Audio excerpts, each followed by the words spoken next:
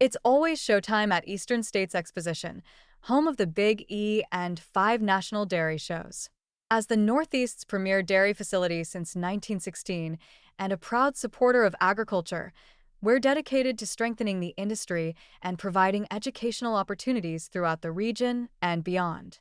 Mark your calendars for the Big E and participate in our agricultural showcase, September 12th through the 28th in West Springfield, Massachusetts. Visit easternstatesexposition.com or thebige.com for details. Welcome to episode 9 of the New England Holstein Association podcast series. The mission statement of the New England Holstein Association states it's a member organization dedicated to encouraging the breeding and raising of registered Holsteins, and this podcast intends to provide resources towards those ends while increasing member connectedness. This episode is wholly sponsored by Eastern States Exposition.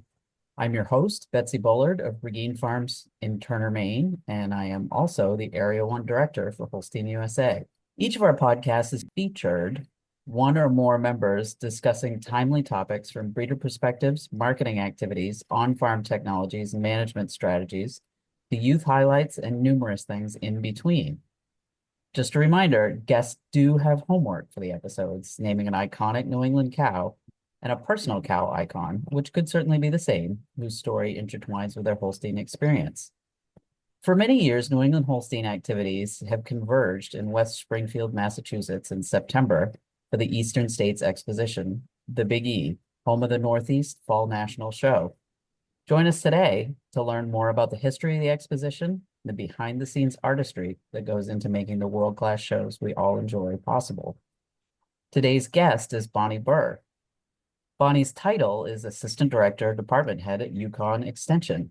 Bonnie's been an integral part of the show at Eastern States Exposition for many years, serving both as a trustee of the Eastern States Exposition and as one of the livestock superintendents who take care of the people who care for the cows. Welcome, Bonnie. Thanks for joining us today. Thanks, Betsy. It's a real pleasure to be here with you.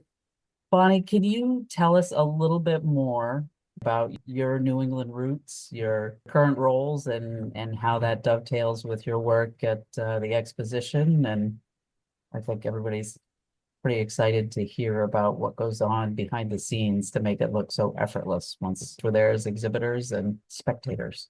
Great. Thanks, Betsy. So I come off of a grade Holstein herd. We milked 45 cows. There was always a couple of registered cows that my grandfather and my dad would have so that we would have 4-H projects and that we can be involved in junior Holstein activities. When I got to the point where I was able to go in 4-H and have my registered animals and be able to go to the 4-H fair, we have what's called the New England 4-H Dairy Show at the Eastern States Exposition. So it's always the goal to have a heifer that's good enough to go. And I was really blessed that even though Dingle Ridge Velvet's Violet, my first registered Holstein, was not very pretty. She was a very silky, black-hided heifer. So showmanship became something that I really got engaged with. But I always would look for where and how do you get that really straight top, deep-ribbed kind of a heifer. And we had the New England Holstein Bulletin. And the New England Holstein Bulletin, would have all of the farms. I remember Burgeen would always advertise in it, Toplands Farm. There was all these iconic herds that would advertise. There'd be articles about things happening in New England. And I would go through that magazine page to page to page and then quiz my dad. Geez, where is this? How can we go here? What can we see? And again, remembering commercial grade herd. I was really lucky. I was in 4-H and junior Holstein around the same time as some really talented folks and people who were really longtime members of the Holstein fraternity. And I remember Marion Seifert saying, "Get in the car, let's go." And so it was being taken under the wing by some of these registered breeders that really helped me to understand what the registered side of our dairy industry was all about. And it's just always a pleasure to see that those families still come forward. They still help people. And I think that's one of the things that Eastern States really brings to the table. I would bet that you're probably 4 generations in, Betsy, from beginning exhibiting or going to Eastern States. I'm sure that your grandparents went. I know your parents did, because if your dad's not back in the barn, he's on the strap, taking probably a favorite heifer around the ring. You show, your kids show, and it becomes a place where people go because they want to not only be able to showcase and market what their farm is doing, but it's a real social opportunity as well to catch up with what everybody's doing. And that's what really appeals to me about being part of the exposition, is that it allows those of us that are superintendents. On the dairy side, I work with Arnold Neiman and Martha Seifert. It gets us out in the barn. It gets us seeing what people are doing, and it offers us the opportunity to provide some hospitality. And as you say, we take care of the people who take care of the cows. That's our job as superintendent. A little bit more on my background. I was a lobbyist for Farm Bureau, and then went into USDA during the Bush administration, and came out and ended up at UConn as the department head and assistant director. So I still get to be around people. For me, it's always been about making sure that the agricultural industry has, a positive step and is always headed in the right direction. And that's what I get to do. And the Eastern States side of what I love about agriculture is just what part of I do. Well, thanks, Bonnie. That's a pretty cool intro into how you became involved with Holstein activities, and we're back to those connections when we're thinking about increasing member connectedness and trying to do more of that with this podcast and try to keep us all connected. And there's always nuggets of new information that we find out in some of these conversations, and it's a pretty cool circle to bring through to different experiences and different things that maybe people don't know. So hopefully we're lending some new learning. Eastern States Exposition is kind of a unique entity, sort of corporation. So the mission statement of the Exposition is that it's a not-for-profit committed to excellence in providing year-round opportunities for the development and promotion of agriculture, education, industry, and family entertainment while preserving our New England heritage. What are some other unique things about the Exposition that people might not know if they hadn't spent some time in West Springfield? So one of the really cool things about Eastern States is that we were incorporated in 1914, and we had our first dairy shows organized, and these were national dairy shows. So it's really important to note that those national dairy shows, the desire to be a national stage for people to exhibit cattle, has been around since the beginning, since the inception. And it was also a place where it could still come in on the rail cars. A railway went right through the center of the Exposition. For those that came in 1985 to our National Holstein Convention, you were flooded out because Eastern States essentially sits right next to a river. And at that point, it was not as drained as properly as it is now. People standing on chairs as they did their lobster bake and heard about New England Holsteins at that national convention may certainly remember that. But the Exposition offers really terrific opportunities, especially if you've got value-added products. One of the things that the Exposition does really well is identifies what are some of the products that you want to sell, not just your cows in the barn. If you've got cheese, if you've got wine, if you've got other products that you think are farm developed, we have a farmers market that runs year round.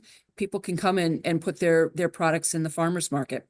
And we have just a wonderful cheese contest. And I've got to tell you, I always volunteer to steward it, because where else would you get the chance, to see what some of these Holstein producers, Holstein breeders are doing, as kind of a economic opportunity for their farm.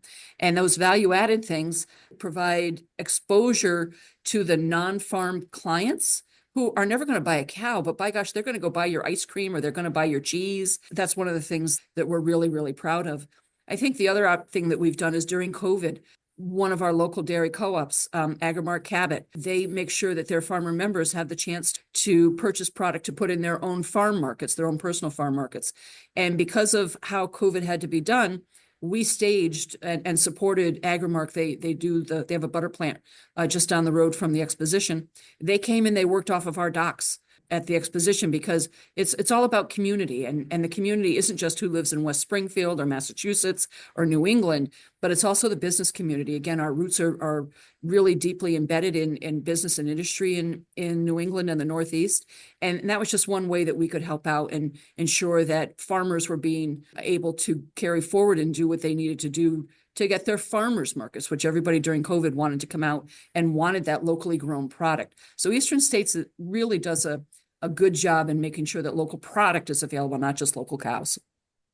Bonnie, when we think about that local product, about how many people would go through those grounds and would have the opportunity perhaps to see that farmer's market, maybe see your cows when they're there, maybe it's the first time they've ever seen a cow?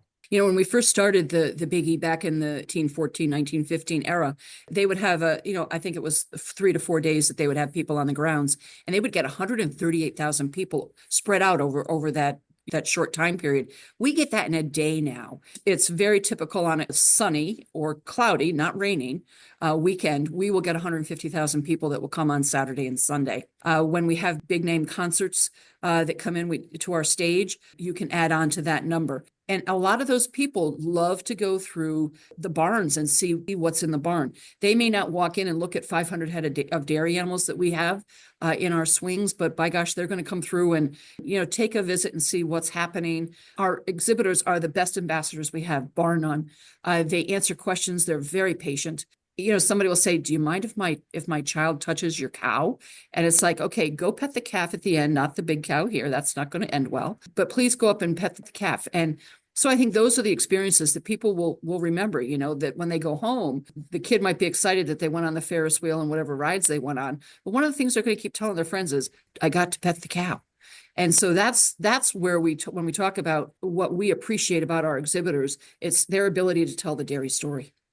I think that the exposition does a great job of supporting exhibitors in facilities and having staff like yourself and the whole team that makes it happen so that we can do that, so that it's easier to tell those stories.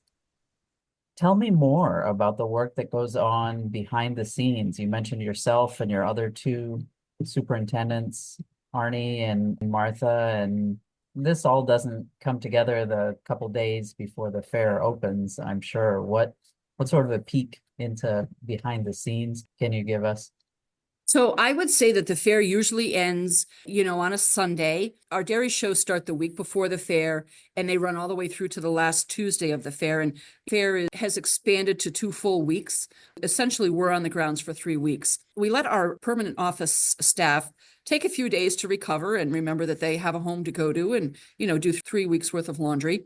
But I would tell you that within 2 to 3 weeks after the fair is over, the Eastern States staff all start going around to each state to talk to the trustees. We are trustees of there are 20 to 25 trustees in each state, and they come through and they tell us, this is what happened at the fair. Here are the highlights. What do you think? What do you like about what happened? Are there things we need to look for next year? And that starts happening by the end of October. So we're already gearing up at the end of October to see what we need to address, what we were really proud of. Elena Hovagimian and her staff, they're filling out all of their national there's awards programs through the International Association of Fairs and Expositions, IAFE. So they're putting in for awards. I will tell you, Eastern States, our ag department, is a perennial winner at these contests for programming that they've done. And by November, the 4-H people have all cycled back in. We run 4-H shows for just about every species you can identify except rabbits and chickens. Chickens were all in this past week at Eastern States Exposition. We run a number of shows off season. But what we do is we're back planning and moving within a month of the fair when it closes. And a lot of that depends on going back to see, okay, here's where our numbers were. Here's how our show schedule worked. What do we need to change about the schedule?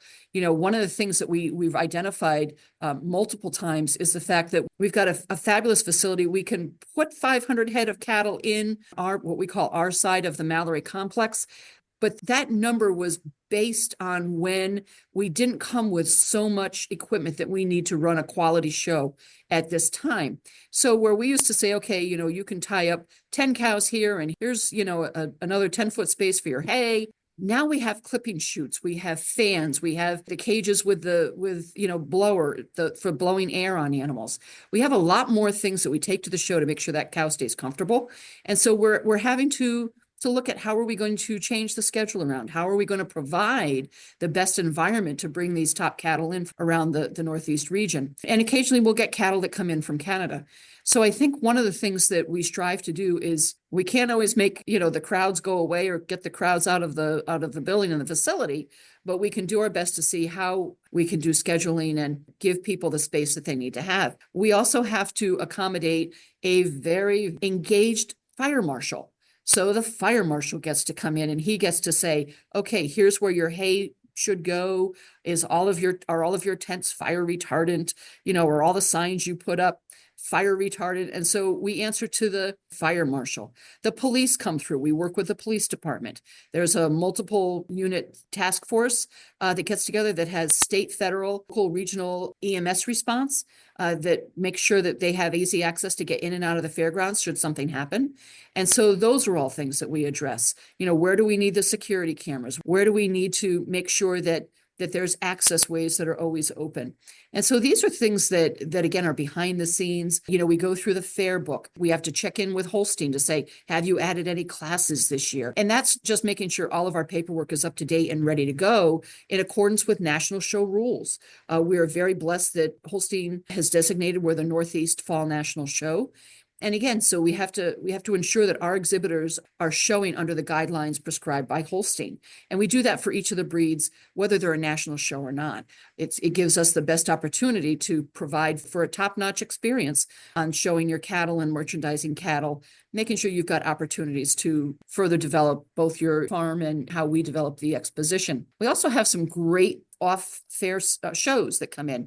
We have the spring show that you and I are active with, brought in 900 entries, I think, last year. We took over the whole complex. And while that many cows don't show, we have to prepare for that many cows.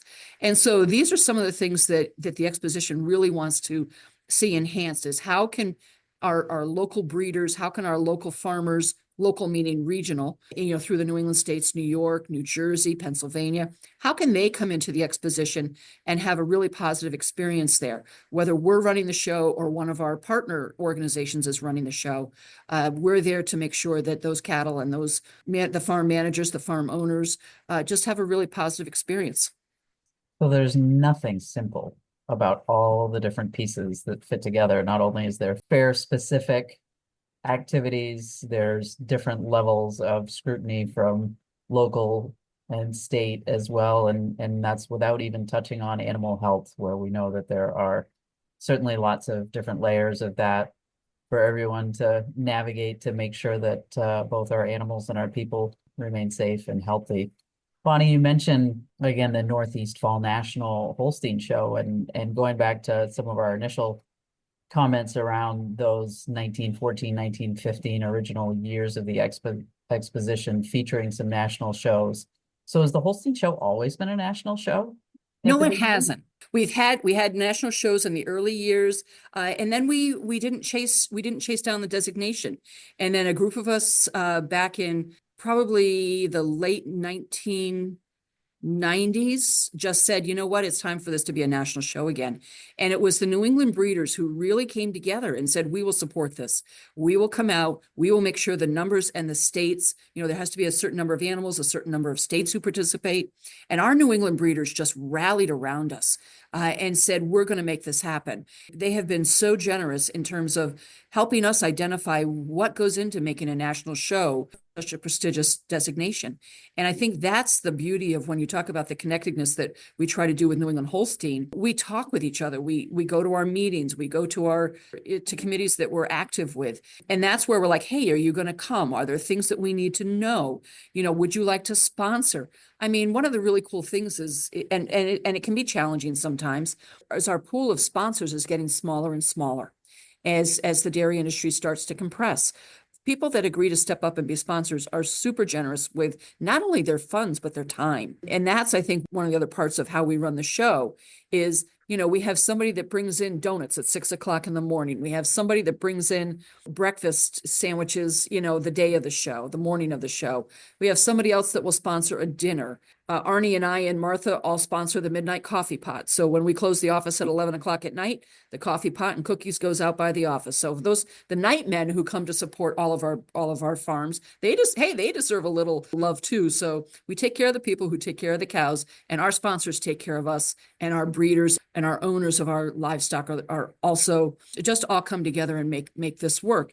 I think when we talk about the greater perspective of hosting a national show, I can't give enough credit to the Holstein Association.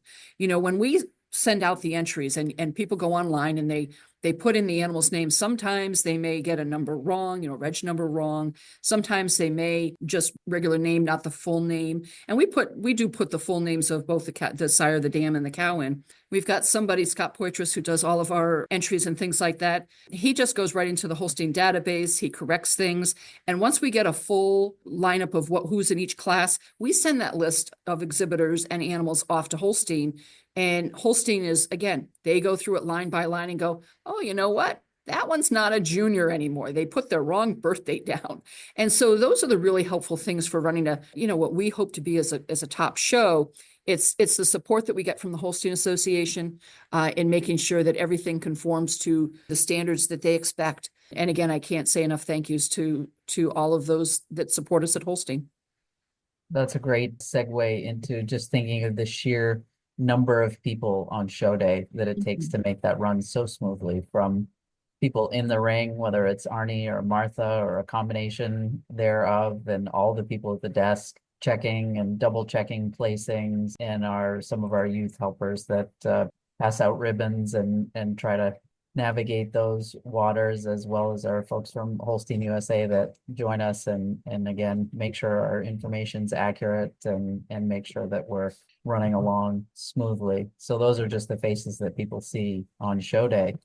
In our last podcast episode, we talked a little bit with Tim Abbott and Kathleen O'Keefe about what online coverage and some of our broader marketing efforts there, what some of those things look like today versus 10 or 15 years ago. And what does that look like at Big E? What looks different on show day with the advent of online coverage? And maybe somebody like my mother would prefer to enjoy the show at home than making the trip. We all love 495 traffic, so I can't say that I blame her, but how has that changed things a bit at the Big E? It has really been an amazing added opportunity for what we do. It certainly has. One of the things that we do is we kind of change around where we call it the bird's nest goes, where we're going to be shooting the show from, because we want to make sure we're getting everybody the best view of the cows, the best lineup. We have one camera right now, and people have said you need 2 cameras or 3 cameras that you can play on doing the close-ups on some of the animals. So those are certain things that certainly we'll look at and address. But we have Frank Putnam that goes up in the bird's nest, and he makes sure that the show gets out to everybody that can't see. And I know that I really appreciate it because there are times where, if I can't get out to Expo or you can't get to the Royal or some of those other shows, man, I got to tell you, I'm sitting here at my desk. I've got my laptop going over here and I'm watching, let's see, how did that class line up? And I think that just expands the opportunity we have for viewership and people who are watching the show. Those are the classic things that continue to add value to why we like to bring our cattle out, why we like to exhibit cattle. And it's making sure that we can give those exhibitors just a prime opportunity to showcase what they've got. And I would tell you that the Holstein show is probably one of the largest audiences we get for any of the cattle shows, whether it's on the dairy or beef side. And that's because people truly do still like to come and be in person. We still run off a catalog. We try to keep that catalog up to date. Again, I mentioned Scott Poitras does our entries. He also does our book. Scott is like constantly going, if you make a change it in the computer. And that's one of the things that we try to make sure that is all up to date. You can also go and pull, for those that are technologically comfortable looking at reading off the catalog on their iPhone, that's an option too. A number of ways for people to see the show. And I imagine that's going to evolve and continue to expand, because as more and more people, like you identified, they can't make it the 6 hours to go see the show, but they know that they've got, a good cow coming in the ring. They want to see how it is, or they've heard about some cows that they might want to take a look at, whether it's to purchase or to go after something for, embryos. It's just one more way that we can give our exhibitors the chance to say, hey, here's what I've got. We get a lot of people that like to come to the show because, they're part of the allied industry. We were talking earlier about, different people that come in. They may sell feed, they may sell genetics, they may sell supplements. There's all sorts of things that people will want to come in and have, regular contact. But being, virtually and online, it allows people to just kind of say, you know what, I don't think I've been out to see that person in a while. It helps all of us work together to just enhance what the dairy industry looks like. That's a great point, Bonnie, on some of those allied industry folks and their generous support. And, our New England breeders have generously continued to support the events, and that's enabled us to both have some additional coverage like Cosmopolitan, and certainly the numbers of views that Kathleen indicated to us in our last episode. What a great opportunity this fantastic setting and fantastic crew is enabling our breeders to present to the rest of the world and on the interwebs, so people can see it that aren't necessarily at the Big E enjoying a corn dog or something. And we really appreciate, the coverage that we do get. If we have somebody that shows up that wants to come and cover the show, it's like, great, there's never a problem with that. And we'll, we go get them table, we get them their chairs, we get them beverages, we get them whatever they need to, set up and be able to cover the show. And I think that again is just one more place where it's, we take care of the people who are taking care of the cows. That ability to tie into the press and to our, whether it's local or whether it's got national or international coverage, is very appreciative. We're very appreciative of that, because every time we get in front of a world audience, that's just a win for everybody. I hope you didn't think I forgot about your homework assignment here. Tell me, obviously your beginning years in 4-H and Junior Holstein hold up some pretty strong ties for you, and I'm interested to learn whether it's Violet that's going to be your own personal iconic cow, what you've got for us. I would tell you that Violet was the one who really made me want to keep looking for more. Like I said, she was beautiful. She would always go to one end of the class, Betsy, but it was not the end that had the blue ribbons, okay? But she was such a good project calf for me. And again, showmanship, we did great. And that just made me hungry to get into the business. And, we had some amazing herds that we were surrounded by where I am I'm on the Fairfield County, Litchfield County line in Connecticut, which is about halfway up the state on the western side. And so we were exposed again to Poverty Hollow, to Toplands. We had Elm Knoll. Deb and Randy Frazier were in our area for a while. Arethusa was just up the road. Had some really iconic herds that have come through Connecticut that gave us the opportunity to see and to be around good cows. I again was really blessed in 4-H and to work with people who said, giving me a chance. And I think when you take a look to see who's willing to work with kids that maybe don't come off a registered herd, but want to encourage that, that's where you get the favorites. And Betsy, I'm going to say, New England Holstein has always had a pretty active group of juniors. And I can remember that there was a group of us at a Vermont sale, and we were trying to figure out, how do we buy a calf? What's a syndicate look like?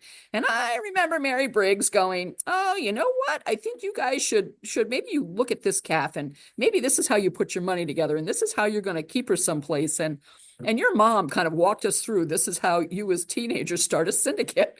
And it was really kind of that kind of opportunity that we get that helps us to really want to keep going in the industry and to keep moving.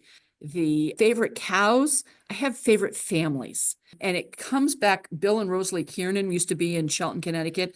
They're now up in on the Dutchess County, Columbia County line. They gave me a start with a Tippy daughter, and she was all white. She had just black ears and maybe 3 spots, black spots.